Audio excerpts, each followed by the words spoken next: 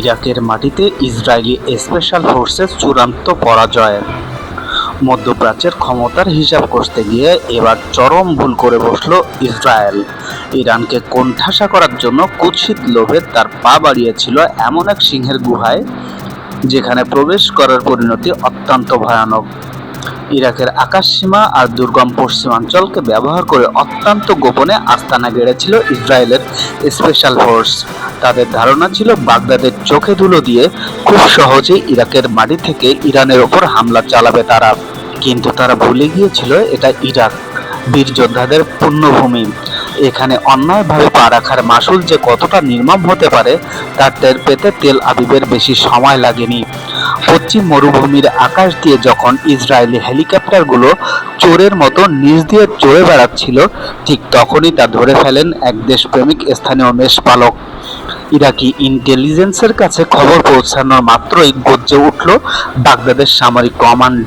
কোনো রকম আলোচনার তোয়াক্কা না করে নিজেদের মাটিকে শত্রুমুক্ত করতে তৎক্ষণাৎ চূড়ান্ত আক্রমণের নির্দেশ দিলেন ইরাকি জেনারেলরা।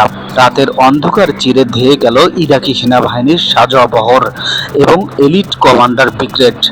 নিজেদের সার্বভৌমত্ব রক্ষায় ইরাকি বীরেরা যখন যুদ্ধক্ষেত্রের দিকে এগোচ্ছিল, তখন তাদের চোখে ছিল কেবলই শত্রুকে ধ্বংস করার তীব্র প্রতিজ্ঞা।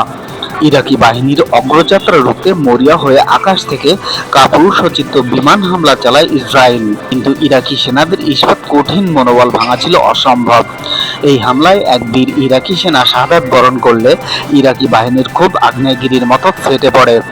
একের পর এক ভারী আর্টিলারি আর রকেট নিয়ে ইসরায়েলি ঘাঁটিকে চারিদিক থেকে ঘিরে ফেলে ইরাকি কমান্ডাররা। শুরু হয় মুখোমুখি তুমুল লড়াই। ইরাকি বুটের গর্জন আর পাল্টা গোলার আঘাতে কোণঠাসা হয়ে পড়ে ইসরায়েলের তথাকথিত এলিট সেনারা। ইরাকি বাহিনীর বিধ্বংসী কাউন্টার অ্যাটাকে টিকতে না পেরে প্রাণ ভয়ে দিক বিদিক জ্ঞান হারিয়ে ফেলে ইসরায়েলি কমান্ডাররা। যে সুড়ঙ্গ আর তাঁবু তারা তৈরি করেছিল তা ফেলে রেখে লেজ গুটিয়ে পালাতে বাধ্য হয় মোসাদ স্পেশাল ফোর্স। ইরাকি সেনারা আক্ষরিত অর্থেই তাদের তাড়া করে নিজেদের সীমান্ত থেকে বের করে দেয়। যুদ্ধক্ষেত্র এখন সম্পূর্ণভাবে ইরাকি সেনাবাহিনীর নিয়ন্ত্রণে।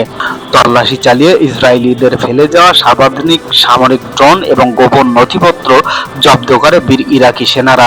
ইরাকি সামরিক বাহিনীর লেফটেন্যান্ট জেনারেল কায়েস আল মোহাম্মদ আল দাউবি বিশ্বমঞ্চে দাঁড়িয়ে বুক ফুলিয়ে ঘোষণা করেছেন, অনুমতি ছাড়া ইরাকের মাটিতে পা রাখার সাহস যারই হোক না কেন, তার পরিণতি এমনই হবে। এই বীরত্বপূর্ণ অপারেশনের প্রমাণ করে দিল ইরাক আর আগের অবস্থানে নেই। নিজেদের সীমানায় সাম্রাজ্যবাদী শক্তির যে কোনো গোপন ছক ধুলোয় মিশিয়ে দেওয়ার ক্ষমতা বাগদাদ সগৌরবে নিজের হাতে তুলে নিয়েছে। বিশ্ব রাজনীতির মোড়লদের স্পষ্ট বার্তা দিয়ে ইরাক জানিয়ে দিল, এই মাটিতে আঘাত করলে পাল্টা আঘাত কতটা ভয়াবহ হতে পারে। Khairul Bashar, the financial post.